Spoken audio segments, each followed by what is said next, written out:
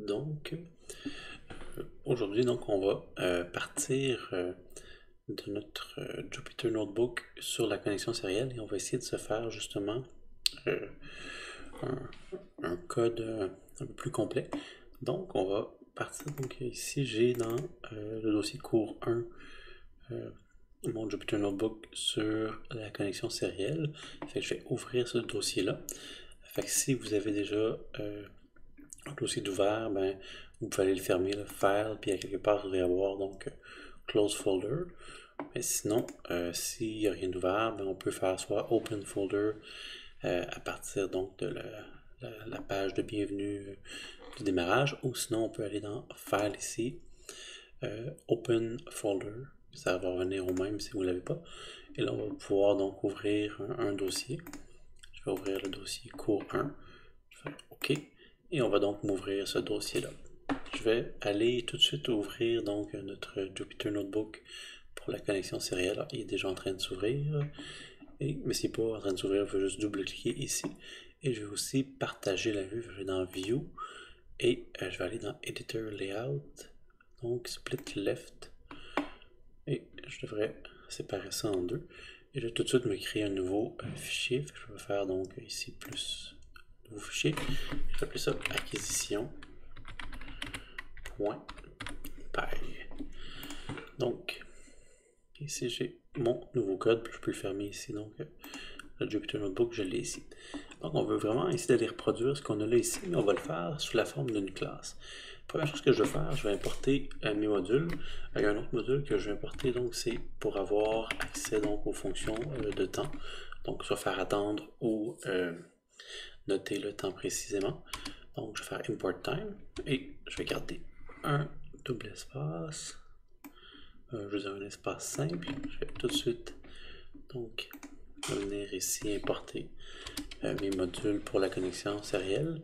Et j'ai pas d'autres modules à faire ici. C'est par convention un peu.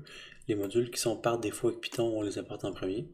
Ensuite, on laisse un espace. On importe les modules dont on a dû aller les chercher probablement avec soit le Python Installation Package, le pip Installation Package.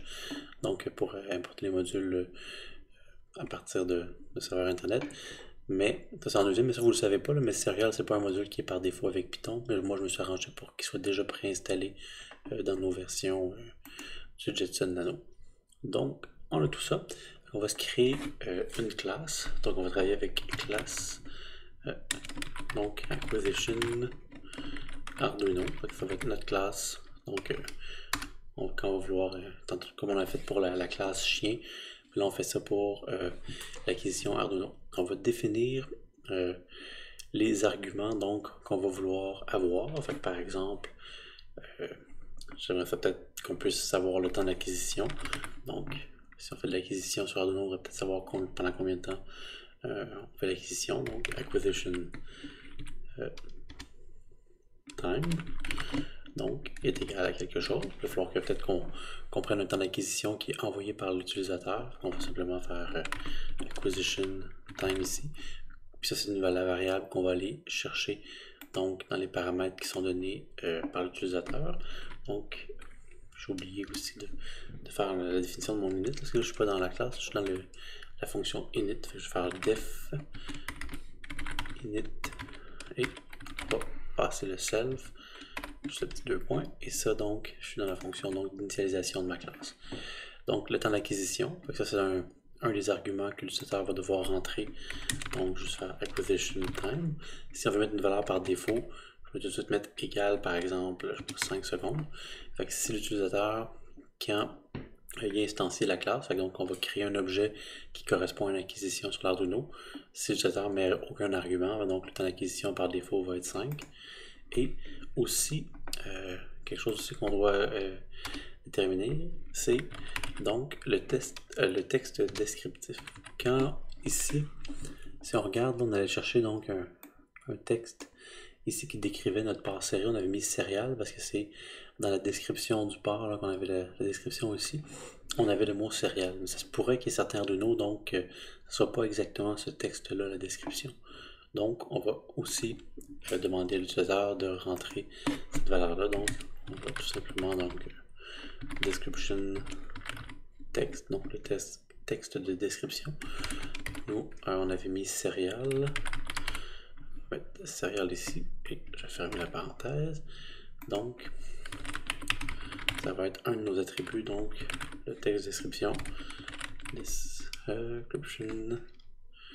Pourquoi je ne l'ai pas? Je me suis trompé dans l'écrivain.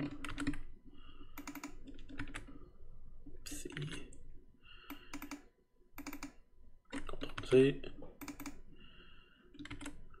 Oh, parfait. Donc, is not defined. Ok, j'ai une parenthèse de trop là. Je vais comprendre. Parfait. Je ne comprends pas pourquoi j'avais une erreur. J'avais une parenthèse qui traînait ici. Donc, c'est nos valeurs. On avait aussi d'autres attributs qu'on va avoir. Par exemple, éventuellement, on va avoir le port qui est sélectionné. Fait que ça va être pratique de l'avoir en tant qu'attribut. Donc, le cell port, donc le nom du port sélectionné. Donc, je vais appeler ça toujours dans self, cell port. Et on va juste dire que c'est égal à quelque chose qui est vide. Donc, même si on ne sait pas encore c'est quoi, on n'a pas le choix. Des fois, il y a des attributs dont on ne sait pas la valeur.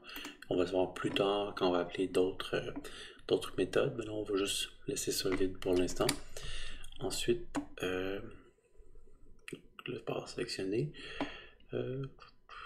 Aussi, ça, justement, quand on va se connecter au port série, donc ici, on avait notre classe céréale qui renvoyait une instance. Ça, c'est l'instance de la connexion finalement au port série.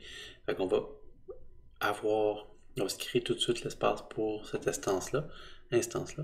Donc, on va avoir self.serialPort.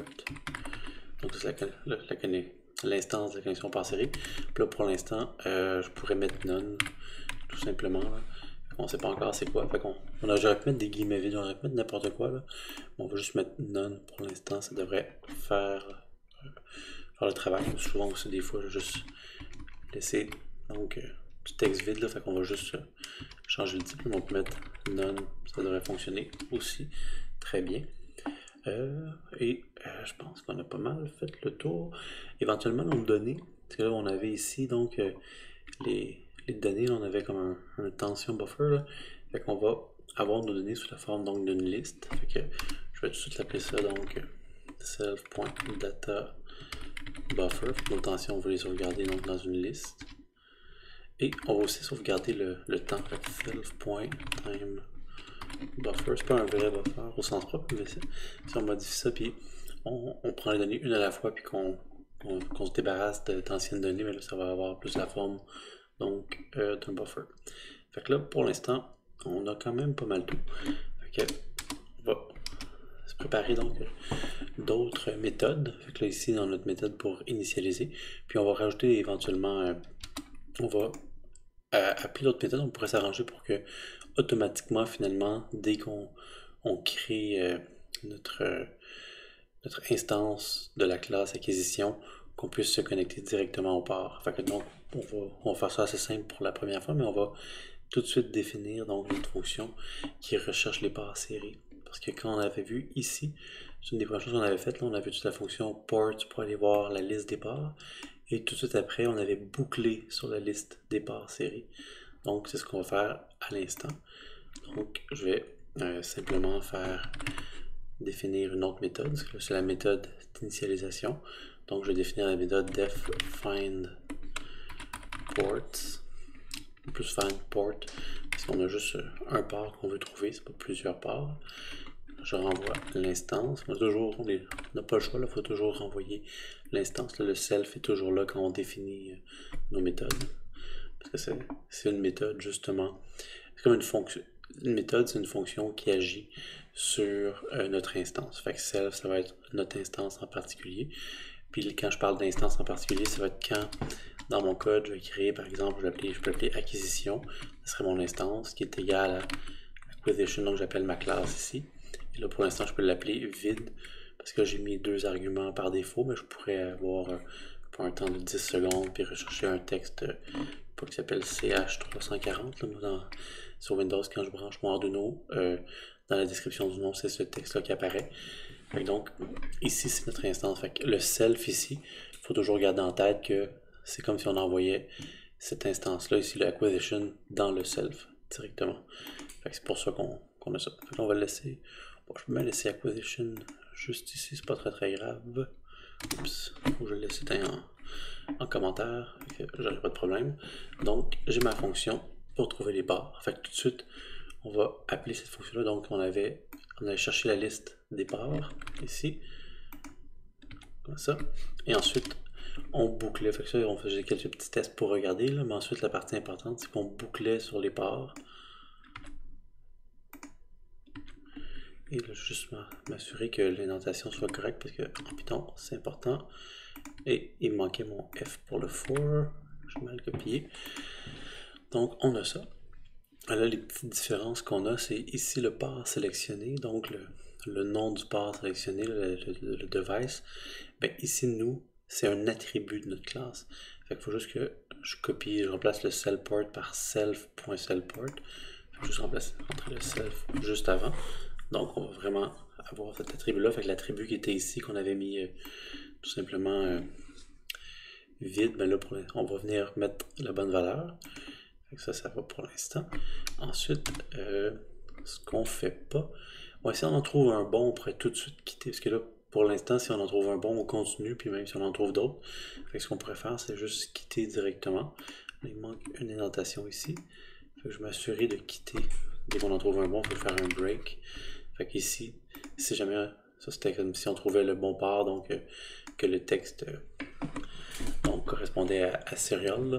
Donc on va le copier, on va le copier dans notre attribut, donc la description du device, et on va faire un break pour quitter la boucle pour continuer à chercher ce qu'on a déjà trouvé. Donc ça c'est find parts, puis tant qu'à y être, pour se simplifier un peu la vie, dans l'initialisation, on va appeler cette fonction-là. On n'est pas obligé de le faire là, pour notre exemple, on va le faire, mais on pourrait se dire on initialise, puis ensuite on appelle la fonction find port à l'extérieur. Moi, on va tout faire d'un seul coup. Je vais faire self.find port. Fait qu'on va venir trouver notre part comme une fonction, une méthode plutôt.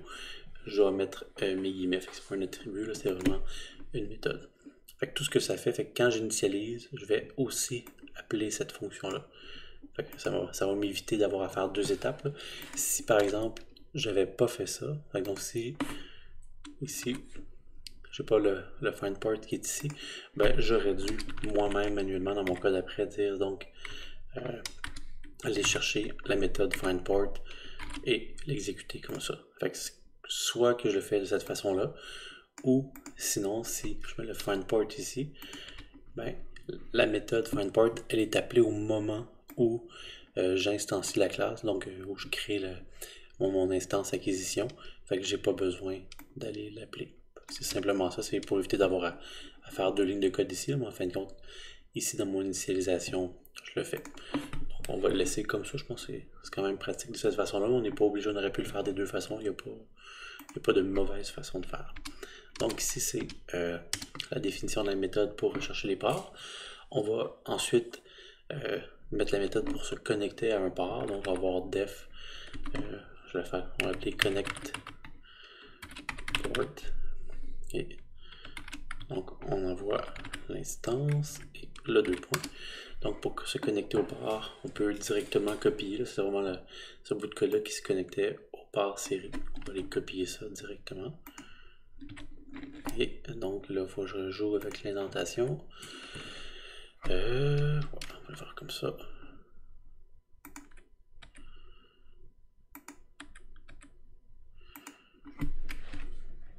Cet instant là, c'est juste long. Mais...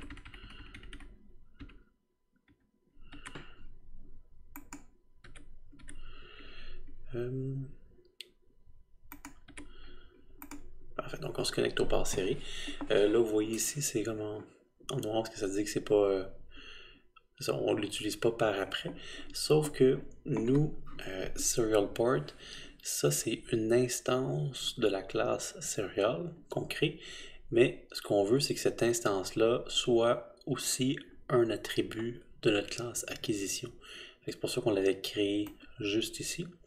Donc, on va simplement venir reprendre ce nom-là, donc le self.serial.port, pour le récupérer ici. Puis en fait, tout ce qui nous manque, c'est juste rajouter le self.serial.port. Donc, attachez-vous bien. Ici, ça c'est le module, finalement, dans le package, donc le module serial. Ça, c'est la classe serial avec le S majuscule. Ça, c'est la classe serial. Puis, ce que ça retourne, ça, c'est une instance de cette classe-là. Mais nous, on a une classe acquisition et l'instance de la classe serial, on le renvoie en tant qu'attribut de notre classe acquisition. Donc, c'est compliqué, mais ça nous permet de vraiment bien structurer notre code. Puis plus tard, on va être capable donc, justement d'aller récupérer. Donc, on va faire une interface graphique. Là, ça va être très très simple pour être capable d'aller se connecter à notre part série. Donc, on laisse ça comme ça. Tout était beau. Je pense qu'il ne restait pas de problème. Fait que ça, c'était correct. Fait qu'ensuite, on pourrait se connecter, avoir une fonction qui permet de fermer la connexion au port série. On va tout de suite faire ça à l'instant. Donc une dernière fonction. Donc def ici, close, moi je peux l'appeler close port. Donc on ferme la connexion au port. Donc ça va envoyer aussi le self. Et ce qui nous restait donc c'est self. Puis si on va juste regarder quand on se connectait, on fermait la part serial à toute fin. C'est juste serialport.close. Mais nous, ça va être self serialport.close et on va fermer ça. Donc, fait que là, on devrait tout avoir. Fait qu'en gros, puis éventuellement, on pourrait essayer de se connecter directement. Là. Fait que tant qu'à y être, quand je vais initialiser ma classe, je vais avoir self.connect.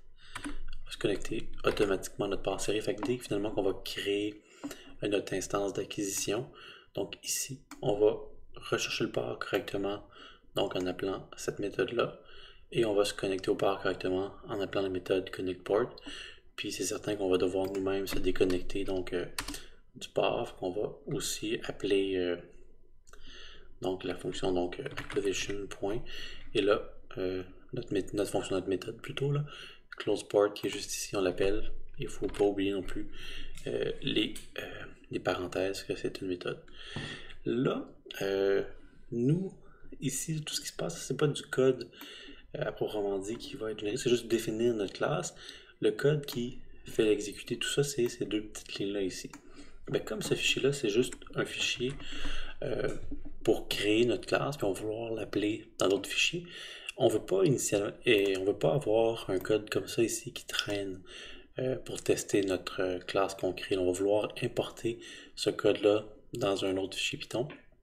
Plus tard, on va faire ça dans une autre vidéo.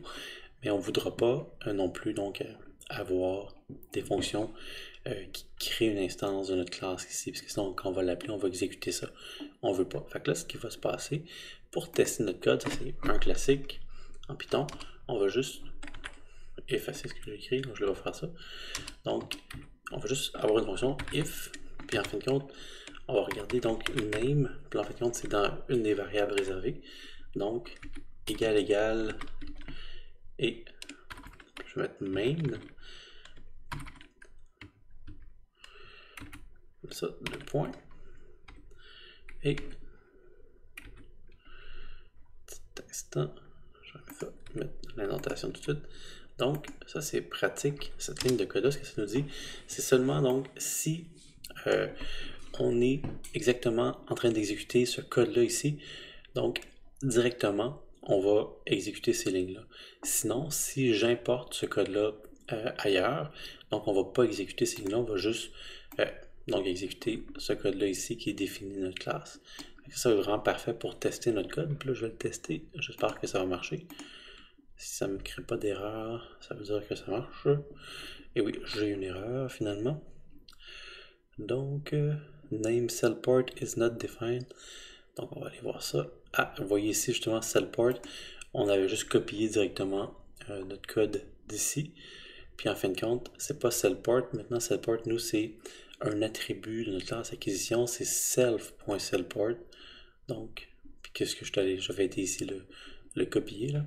Parce qu'en fin de compte, comme c'est des méthodes, je peux pas passer le cellport d'une méthode à l'autre. Même si je mets cellport ici, il est comme pas réutilisé, c'est pas le même. C'est pour ça que j'ai besoin que ce soit des attributs de ma classe pour pouvoir y avoir accès d'une méthode à l'autre. Donc on va prendre self.cellport juste ici. Et là, ça devrait bien fonctionner. On va réexécuter ça. On va voir si ça ne cause pas d'erreur. Et ça ne cause pas d'erreur. Donc je peux finir juste enlever le terminal, repartir à nouveau. On voit bien que tout s'exécute sans erreur. Ça fait absolument rien. Ça fait juste donc ouvrir la connexion par et fermer la connexion par. Entre-temps, nous, ce qu'on voudrait, c'est faire l'acquisition donc de points, donc de données. Ce qu'on faisait exactement ici, quand on lisait comme une centaine de points ensemble. On va se faire une nouvelle fonction qui fait l'acquisition de données. Donc, allons-y avec ça. Donc, on va faire def. Ici, donc on va faire ça acquire data.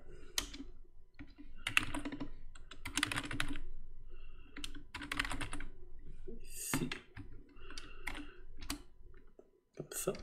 Et tout de suite, donc, notre fonction, on va noter c'est quoi le temps de départ finalement. Donc, on va avoir le temps de départ en anglais, donc start time, qui va être égal à, on va importer on va utiliser le module time et la fonction time, donc qui permet d'aller chercher le temps en secondes avec une précision sous les millisecondes. Donc, on va chercher le temps de départ. Ensuite, on va faire une boucle finalement qui va acquisitionner sans arrêt. Donc, while, parce qu'ici j'avais comme un for pour aller chercher 100 points. Nous, on va aller chercher des données pendant un certain temps. Donc, tant que, puis là, je vais réinterroger le temps. Donc, time.time moins le start time, donc le temps que j'ai pris au départ. Oups. Ici. Donc, tant que la différence entre ces deux temps-là, donc le temps actuel, à chaque fois que je passe, donc que je reviens au début de mon while, moins le temps actuel, tant que c'est plus petit, finalement, que le self, donc le temps d'acquisition qu'on a défini ici, par exemple, à 10 secondes, donc self acquisition time, bon, donc tant que c'est plus petit que ça, ben, on veut rester dans la boucle. Donc, je vais avoir mon petit 2 points. On va être en train de faire l'acquisition. Puis là, l'acquisition, en gros, c'est pas compliqué, on l'avait déjà codé pour 100 points. Fait qu'on va juste coder ça ici. Donc, copier notre code. Et là, juste ajouter mes tabulations. Donc, ça c'est avec le data.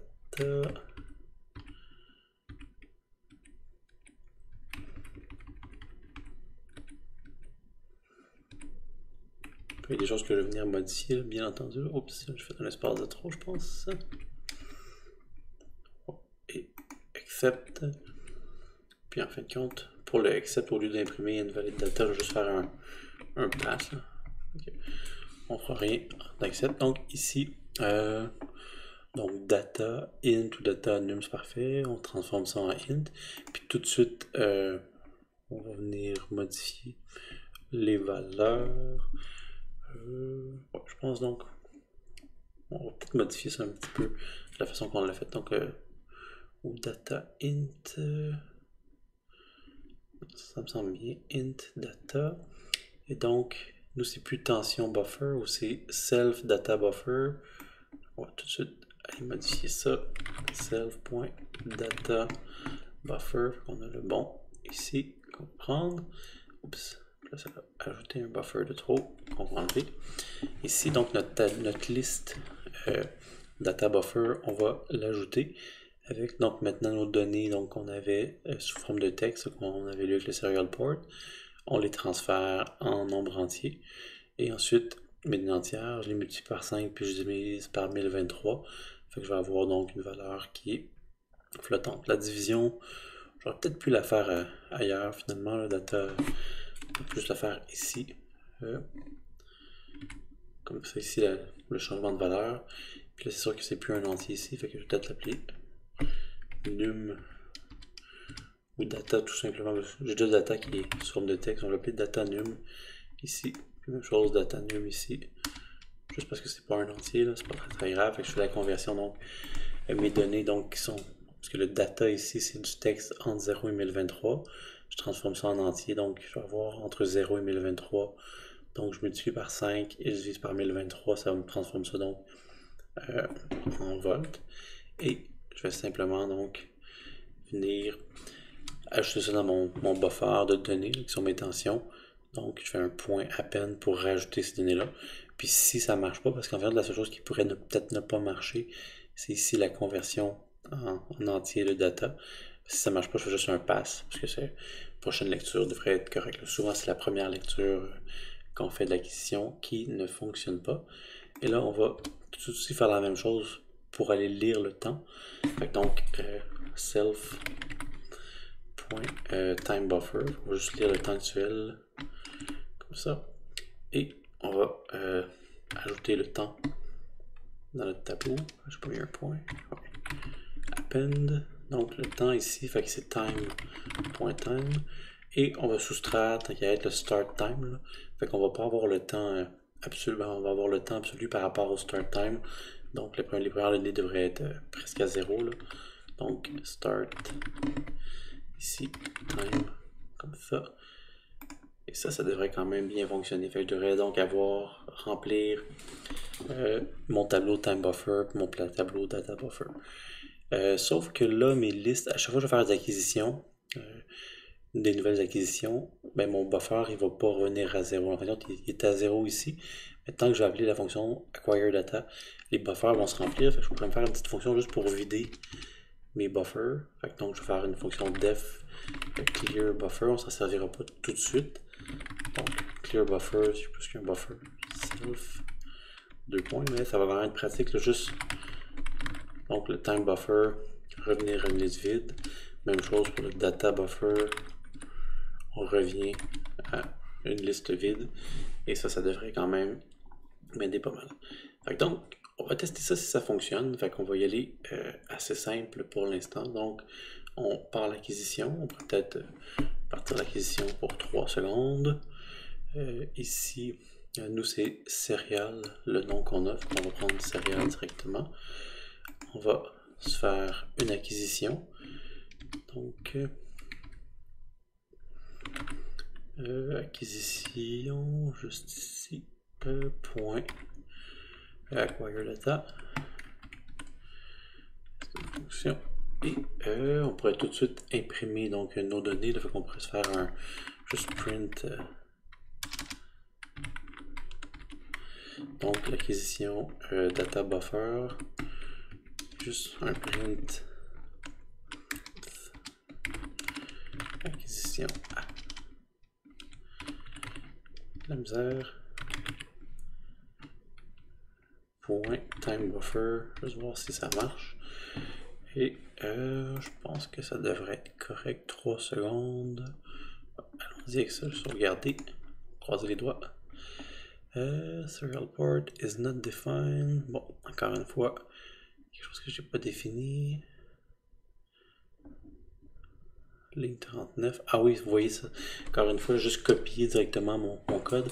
Mais là maintenant, serial port, c'est un attribut de ma classe acquisition Arduino. Donc, je vais mettre le self.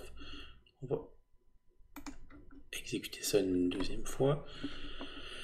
Et là, ça marche. On a bien imprimé donc nos temps et nos valeurs de tension. Fait que ça fonctionne bien. Sauf que c'est pas particulièrement utile là, de faire des prints de nos valeurs. T'inquiète, on va essayer de se mettre ça dans un beau petit graphique.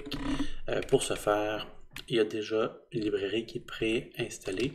Donc c'est la librairie Matplotlib. Fait que je vais l'importer. Là, vous remarquerez, je fais pas l'import de tout ça directement en haut. Je vais le faire ici dans mon if. Donc, je vais importer dans le module ici. Je ne vais pas l'importer en haut. Donc, import matplotlib, juste ici, la deuxième, tabulation, point pyplot, donc as plt, là, comme ça le nom est beaucoup plus simple, fait que quand je vais l'utiliser, je vais prendre plt. Fait que pourquoi je l'importe ici? Parce que juste importer le module pour quand je vais tester ma classe. Fait que donc je vais juste l'importer au niveau du testage de ma classe. Je n'ai pas de besoin ici pour ma classe. Donc peut-être que dans les autres fichiers où je vais vouloir tester cette classe-là, je vais reprendre matplotlib si je veux, mais peut-être pas. Quand on va faire notre interface graphique, on va pas réutiliser donc la librairie matplotlib. La librairie matplotlib, c'est pour faire des graphiques donc qui apparaissent dans des petites fenêtres qui s'ouvrent, fait que c'est assez simple. Mais quand on va faire une interface graphique, c'est pas l'idéal. Donc on va avoir ça ici. Donc, je vais faire mon acquisition. Ensuite, donc, au lieu d'imprimer les données, fait que faire des prints de mes données, on va laisser faire. Je peux aussi tout de suite fermer le pass série parce que mes données sont déjà là. Donc, en fin de compte, je vais simplement faire plt pour appeler donc mon objet graphique donc que j'ai importé ici, là, le module pyplot de matplotlib que j'appelle plt. Ça, c'est un nom plus court au lieu d'avoir à tout rentrer ça. Il faudrait que je copie tout ça à chaque fois. Juste ici, avec PLT, c'est plus rapide.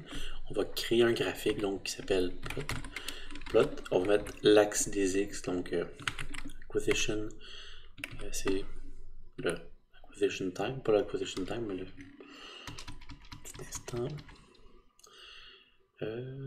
Ouais, c'est le time buffer. Je m'excuse. Donc, l'axe des X, c'est le time buffer. L'axe des Y, c'est le data buffer. Ensuite, juste un petit paramètre à mettre. Donc, j'ai une ligne rouge. Et si je veux une ligne, un trait continu, je vais mettre un tiret. Si je voulais avoir des traits pointillés, je vais mettre des doubles tirets. Si on veut une ligne noire, je pense qu'il faudrait que je mette B pour black. Là, on va le faire avec une ligne rouge, c'est plus facile. Peut-être que je pense que le B c'est blue. Pour avoir black, c'est avec un K. On va laisser ça rouge pour l'instant, c'est plus simple. On pourrait aussi ajouter un axe des X, donc plot X label. Donc on va juste mettre le texte de l'axe des X, le temps en secondes. On peut faire la même chose aussi, rajouter un axe des Y, donc Y label. On va appeler ça par exemple, je pense que c'est la tension en volts. Là j'ai mis double guillemets, tantôt j'ai mis des guillemets simples. Peu importe, on peut changer comme on veut, donc tension en volts. On peut lui donner un titre aussi à notre graphique là. Donc je pense que c'est title pour le graphique. Ouais, c'est bien ça. Donc title. Je pourrais acquisition Arduino. T'es pas obligé de mettre un titre non plus. C'est pas très grave. Là ensuite, pour faire apparaître notre donc le graphique, on fait juste show. Donc c'est pour le montrer. Et donc comme c'est une méthode, donc il faut mettre les doubles guillemets. Donc ça devrait quand même bien marcher. Fait que je vais tester ça. Là, ouais, c'est une acquisition de 3 secondes. Ouais, puis j'ai mon graphique qui apparaît. Okay. Là, on voit par exemple le temps. Ouais, c'est ça. Il nous manque le tout début finalement du temps pour ça. Fait que ça, c'est peut-être pas l'idéal. Parce que, qu'est-ce qui s'est passé? Ouais, ça, c'est mon. Je pense que le Arduino, là, en fin de compte, dans mon acquire, pas l'acquire data, mais quand je crée mon instance ici, on se connecte donc ici. Donc, quand je crée mon instance, je fais connect port et je me connecte à l'Arduino. Et l'Arduino, lui, ce qui se passe, quand on se connecte à l'Arduino, il va redémarrer finalement. Puis ça prend environ 1 ou 2 secondes. En fin de compte, ça semble prendre 1,6 secondes.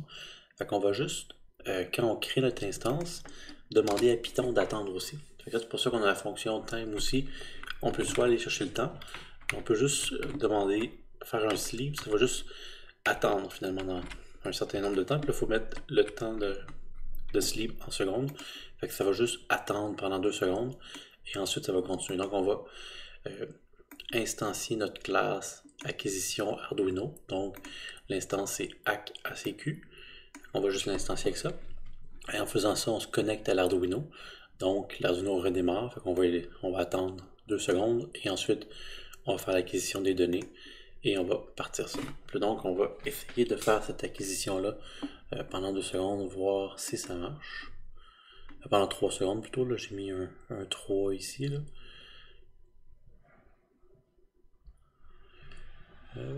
On voit que ça fonctionne quand même bien, ouais, 3 secondes. Puis on va essayer de changer ça pour, mettons, faire une acquisition pendant 5 secondes, vérifier si tout fonctionne bien.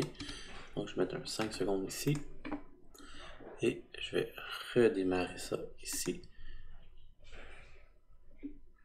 Donc là j'ai un potentiomètre là, que je varie tranquillement.